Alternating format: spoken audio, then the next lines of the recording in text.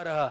चलिए बात करते हैं भारत के संविधान के भाग 2 के बारे में। भाग 2 के बारे में, पार्ट 2 ऑफ इंडियन कॉन्स्टिट्यूशन। इतना सही है ना? फिट है ना? क्योंकि अभी मैं सारी चीजों के बारे में चर्चा करूंगा तो मुझे लगता है कि वो संविधान ना होके पूरी पॉलिटी हो जाएगी, हाँ या ना? तो आई विल डिस्कस मैं सारी आर्टिकल्स के बारे में चर्चा करता हूं, उसके आसपास घुमाता चलूंगा आपको, सो आपको रिकॉल हो जाएंगी चीजें। बहुत बढ़िया।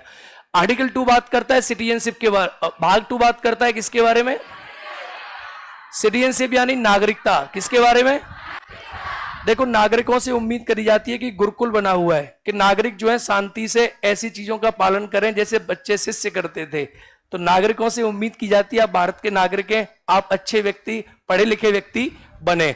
आर्टिकल 5 से 11 में सिटीजनशिप के बारे में बात होती है। संविधान का भाग 2 सिटीजनशिप के बारे में कहता है। भाग 2 के अंदर आर्टिकल 5 है। आर्टिकल 5 बताता है प्रोविजंस ऑफ सिटीजन्स।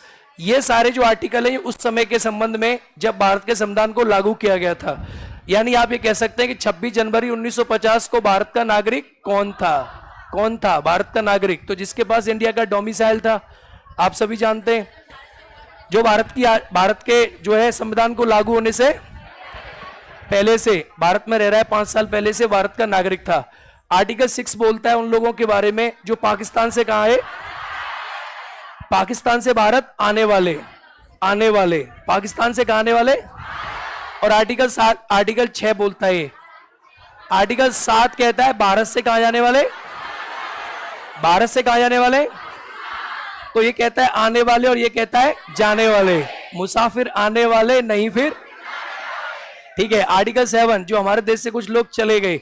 अब यहां पर एक बात, आपको 2 बातें याद रखनी है। यहां पर एक डेट है 19 जुलाई 1948। 19 जुलाई 1948।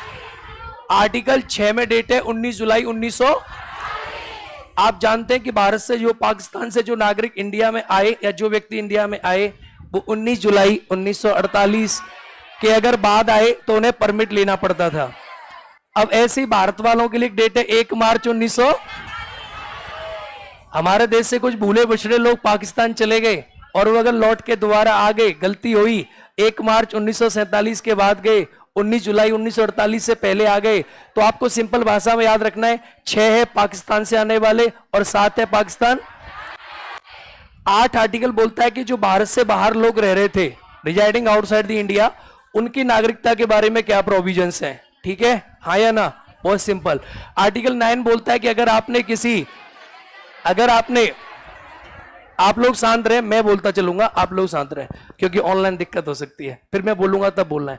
आर्टिकल 9 बोलता है कि इंडिया में आप सभी को पता है कि भारत में अगर आपने सिंगल सिटीजनशिप का कॉन्सेप्ट है जो हमने ब्रिटेन से लिया है, अगर इंडिया में किसी और कंट्री की आपने सिटीजनशिप एक्वायर कर ली तो भारत की नागरिकता क्या हो जाएगी?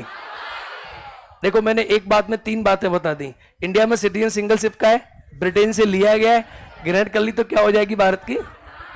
ऐसे मैं अपने आप ही एक्सप्लेन करता चलूंगा, तुम्हारा दिमाग मुझे पता है कहां कहां जाएगा। ठीक है, चलो। आर्टिकल 10 ये बोलता है कि जो हमारी सिटीजनशिप के अधिकार हैं वो तब तक बने रहेंगे जो आपने पढ़े हैं सारे के सारे, जब तक हमारा पार्लियामेंट चाहेगा। आगे आर्टिकल 11 ये बोलता है कि हमारे देश में नागरिकता के बारे में लॉ बनाने की जो पावर है ये सिर्फ किसको प्राप्त है? किसको प्राप्त है? ऑनलाइन वालों से मेरा अनुरोध है, प्यारे विद्यार्थियों यूट्यूब पे देख रहे हैं, थोड़ा मेरा गला खराब लग रहा होगा क्योंकि भाई ऑफलाइन में हम पढ़ाते हैं, we teach long hours and with energy.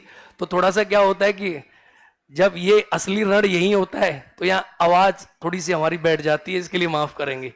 ठीक है। लॉ बनाने की पावर किसके पास होती है? किसके पास? बहुत बढ़िया। स्टेट गवर्नमेंट बना सकती है लॉ? नहीं।